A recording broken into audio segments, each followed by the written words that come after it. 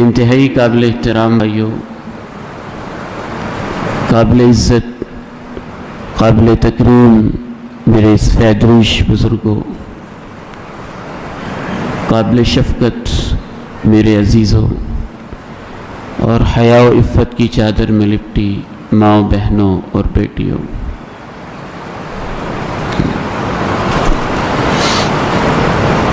رمضان المبارک میں نیکیوں کا ایک شوق، لگن، جذبہ، تڑپ اور مسابقت کا ماحول ہوتا ہے۔ ہر انسان ایک دوسرے سے آگے بڑھ کر نیک کاموں کی طرف لپک رہا ہوتا ہے۔ ایک سے بڑھ کر ایک اور مختلف قسم کی نیکیاں انسان معاشرے میں کر رہے ہوتے ہیں، لیکن رمضان المبارک کے بعد آہستہ آہستہ ہمارے معاشرے کے بہت سارے افراد دین سے پیچھے ہونا شروع ہو جاتے ہیں۔ کچھ کا ایمان اتنا کمزور ہوتا ہے کہ وہ رمضان کے اندر ہی 27ویں رات کے بعد مکمل طور پہ پیچھے ہٹ جاتے ہیں۔ کچھ کا ان سے بہتر ہوتا ہے تو ایک دو راتیں سنبھل کے رہتے ہیں اور چاند کی رات دین سے پیچھے چلے جاتے ہیں۔ کچھ لوگوں کا ایمان ان سے بہتر ہوتا ہے، وہ کچھ 4-5 دن، ہفتہ اپنے آپ کو سنبھال کے رکھتے ہیں، رمضان کی نیکیوں کا تسلسل برقرار رہتا ہے اور اس کے بعد پیچھے ہٹنا شروع ہو جاتے ہیں۔ کچھ کا ایمان ان سے کچھ مزید بہتر ہوتا ہے تو اپنے آپ کو کوئی 2 دہائیاں، کوئی 1-2 ماہ سنبھالتے ہیں، پھر اس کے بعد آہستہ آہستہ پیچھے سرکنا شروع ہو جاتے ہیں۔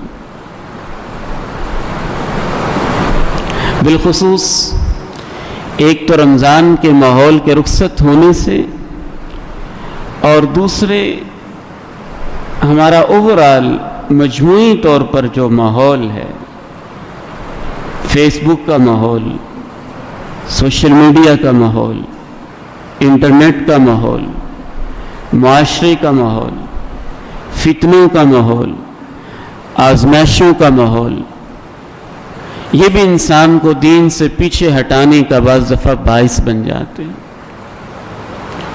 تو آئیے آج کے اس خطبہ جمعۃ المبارک میں ہم مختصراً یہ جائزہ لینے کی کوشش کریں گے کہ وہ کون سے ذرائع ہیں، وہ کون سے اسباب ہیں اور وہ کون سی وسائل ہیں، اگر ہم ان کو اختیار کر لیں تو ہم دین پہ قائم رہیں گے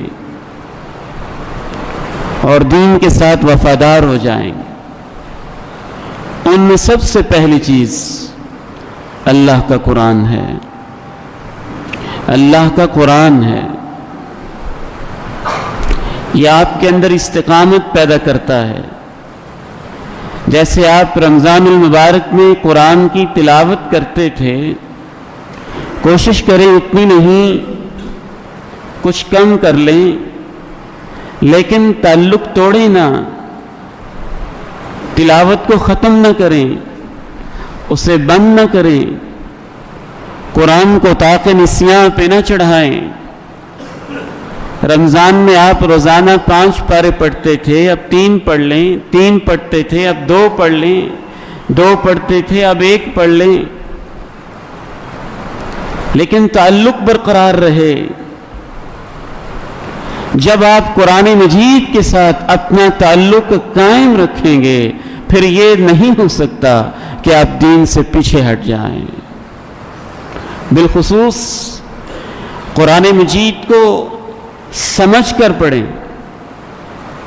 ضروری نہیں ہے کہ اس کے لیے آپ کوئی بہت بڑے عالم ہوں، بڑا لمبا چوڑا وقت لگائیں، سادہ ترجمے والا کوئی قرآن مجید لے لیں اور اپنی زندگی کا معمول بنا لیں کہ میں نے اپنی زندگی میں قرآن سے رہنمائی لینی ہے.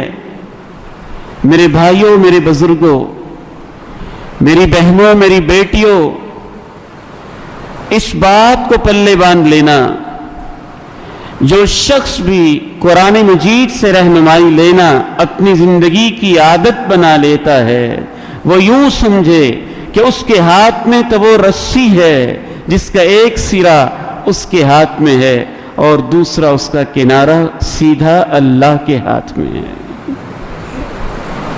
وہ کبھی ادھر ادھر نہیں ہوگا، کبھی ادھر ادھر نہیں ہوگا. زندگی میں جب بھی کوئی مشکل آئے، کوشش کریں قرآن سے پوچھیں کہ مجھے کیا کرنا چاہیے. اللہ سے مشورہ کریں، قرآن کھول لیں، اس کے صفحات کو یوں جب آپ الٹیں گے پلٹیں گے، ورق گردانی کریں گے، قرآن آپ کو بہت کچھ بتائے گا. آپ پریشان ہیں تو قرآن کھول لیں،